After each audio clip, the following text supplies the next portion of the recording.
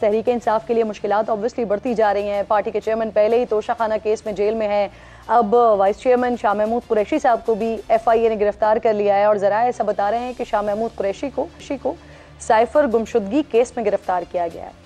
इस केस में साबिक वज़ीर आज़म के सेक्रेटरी आज़म खान भी मजिस्ट्रेट के सामने अपना बयान ऑलरेडी रिकॉर्ड करवा चुके हैं। गुज़िश्ता दिनों ये भी खबरें आई थी कि FIA ने साइफर केस में ऑफिशियल सीक्रेट एक्ट के तहत मुकदमा दर्ज कर लिया है, जिसके बाद शाह महमूद कुरैशी की गिरफ्तारी को साइफर केस में पहली गिरफ्तारी कहा जा सकता है। अब यहाँ पर इम्पॉर्टेंट बात यह है कि सदर ने आज ही ऑफिशियल सीक्रेट एक्ट तरमीमी बिल पर दस्तखत किए हैं, जिसके बाद ये कानून की शक्ल इख्तियार कर चुका है। सवाल यहाँ ये उठता है कि क्या गिरफ्तारी के लिए ऑफिशियल सीक्रेट तरमीमी बिल के कानून बनने का इंतजार किया जा रहा था कि आज़म खान का मजिस्ट्रेट के सामने दिया गया बयान साबिक वज़ीर ख़ारजा शाह महमूद कुरैशी के लिए मुश्किलात का बाइस बन सकता है। गिरफ्तारी से पहले शाह महमूद कुरैशी ने बड़ी धुआंधार प्रेस कॉन्फ्रेंस की और गैर मुल्की सफ़ीरों से मुलाकात की तस्दीक भी की। साथ ही मुश्तरका मफादात काउंसिल के फैसलों और इलेक्शन में इल्तिवा के मामले पर सुप्रीम कोर्ट जाने का ऐलान भी किया है। मुश्तरका मफादात काउंसिल के फैसलों पर मुखालिफीन ही नहीं, साबिका हुकूमत के जो अपने हैं वो भी उंगलियां उठा रहे हैं। नून लीग की अहम इत्तेहादी जमीयत उलमा इस्लाम के सेनेटर कामरान मुर्तज़ा ने CCI के फैसले को मानने से इनकार। अच्छा, यहाँ पे नाज़रीन हैरान कुन बात यह है कि कामरान मुर्तज़ा साहब जिस फैसले को ना मानने का ऐलान कर रहे हैं, मेरे ही प्रोग्राम में बैठकर उनकी पार्टी के रहनुमा और PDM के तर्जुमान हाफिज़ हमदुल्ला साहब इसी फैसले की बुनियाद पर इलेक्शन कमीशन के इक़दाम की न सिर्फ हिमायत कर रहे थे बल्कि तौजीहात तक पेश कर रहे थे। मैं इलेक्शन कमीशन को जिस रुख पे वो जा रहा है कि वो कहते हैं कि 90 दिन में ये सब कुछ नहीं हो सकता है, मेरे लिए इतने वक्त दरकार है, तो फिर ठीक है, फिर मैं क्यों एतराज़ करूँ। अब ये सिर्फ UI की बात नहीं है, पीपल्स पार्टी की क़यादत भी विकेट के दोनों तरफ खेल रही है। मुश्तरका मफादात काउंसिल के इजलास से कबल कमर ज़मान कायरा ने मेरे प्रोग्राम में कहा था कि अगर हुकूमत ने उन्हें कायल कर लिया तो CCI में मरदमशुमारी के नताइज की मंजूरी दे देंगे। इसके बाद फिर सबने देखा कि वज़ीर आला सिंध ने मरदमशुमारी की मंजूरी दी, सबने इत्तेफाक किया और असम्बली कबल अज़ वक्त तहलील कर दी गई।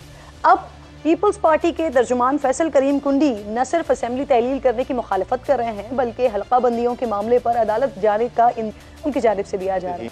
अच्छा, दूसरी जानिब नाज़रीन, नून लीग का कहना है कि तमाम फैसले इत्तेहादी हुकूमत में सबके इत्तेफाक से हुए हैं। अब इस इख्तिलाफ का कोई फ़ायदा नहीं है बल्कि उल्टा नुकसान ही होगा। तो सुप्रीम कोर्ट बार्ड पहले ही इलेक्शन 90 रोज़ में करवाने और नई मरदमशुमारी के नताइज की मंजूरी का मुश्तरका मफादात काउंसिल का जो नोटिफिकेशन है उसे मुअत्तल करवाने के लिए सुप्रीम कोर्ट का दरवाज़ा खटखटा चुकी है।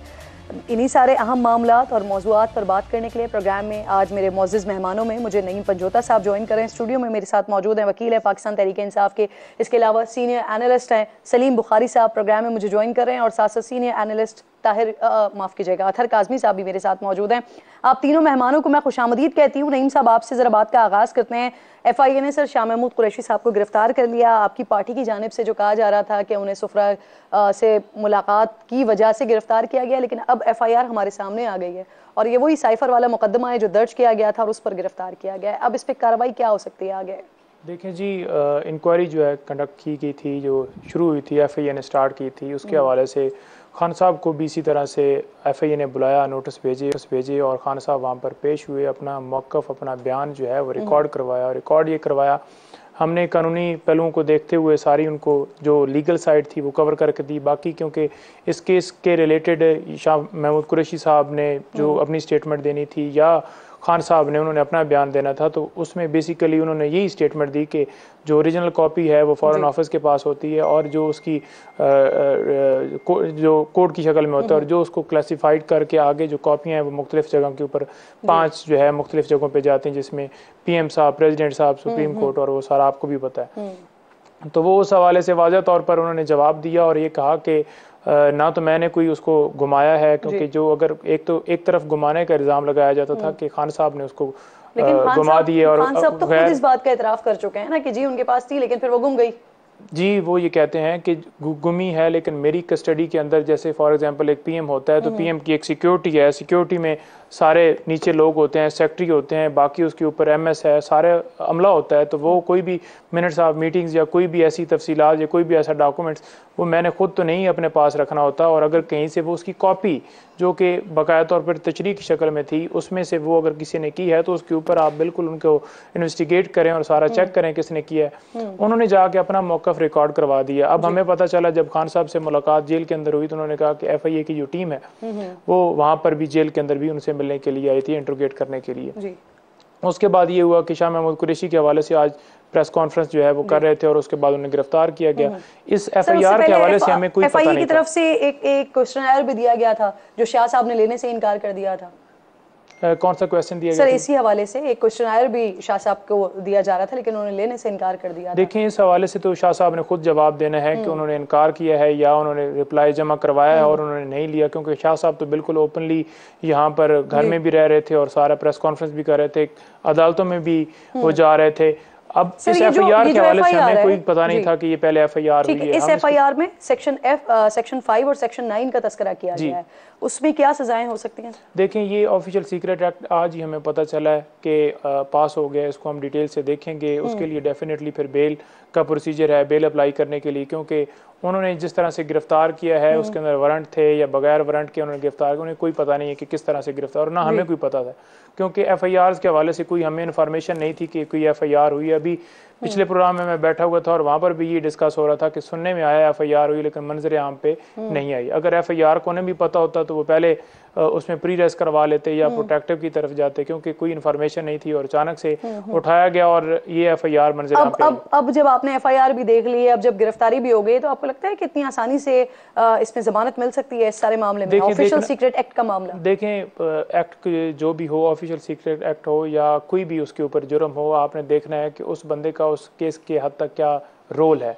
रोल देखना होगा कि कैसे शवाहिद जो है उसके खिलाफ मिल रहे हैं, कैसा उसके ऊपर ये जुर्म जो है वो साबित किया जा रहा है, वो सारी रोल को तो हम माइनस नहीं कर सकते ना। वजारत खारजा उनके पास थी, उनकी वजारत में होते हुए ये सारा मामला हुआ है। जुर्म देखना है कि उन्होंने किया क्या है। अगर क्लासिफाइड फॉर्म में वो कॉपी जो है वो आगे गई है और उसको हेड ऑफ द डिपार्टमेंट तो वही थे।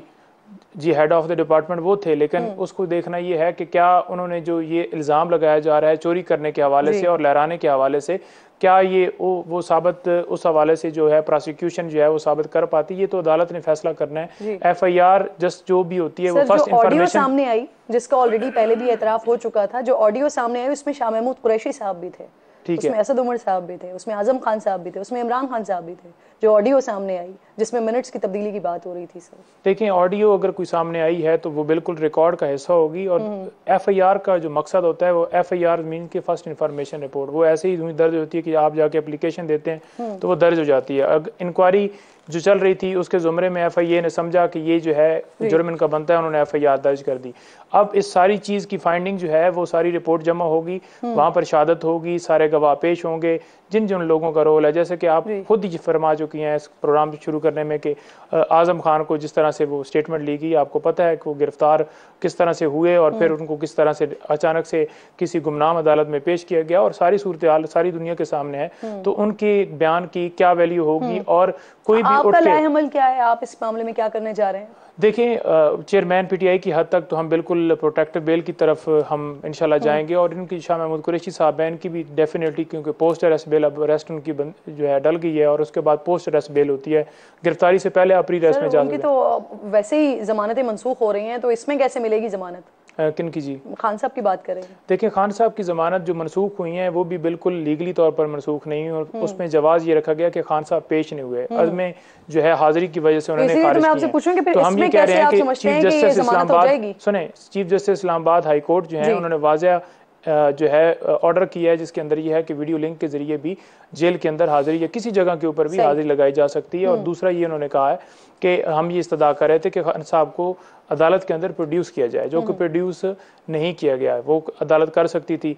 अब प्रोटेक्टिव बेल की हद तक, जैसे कि आपको पता है कि शहरियार अफरीदी को आप जो गिरफ्तार थे उनको मिली कि 3 MPU के तहत इनको गिरफ्तार किया गया, तो मजीद किसी मुकदमे में गिरफ्तार ना किया जाए, तो इस तरह से प्रोटेक्टिव बेल मिल सकती है। बंदा